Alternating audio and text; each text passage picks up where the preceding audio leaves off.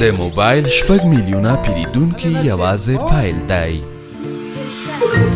د تیرو لسو کلونو په اوږدو کې مونږه د افغانانو ژوند ستاسو له ګمان هم پر ډیرو لارو اغیزمن کړی. دېرش زره کاري فرصتونه،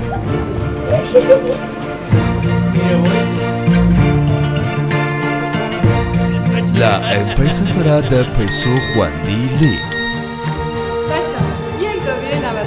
زده کړه او الکترونیکي لوست، روغتونونه، ښوونځي او ورزشي میدانونه.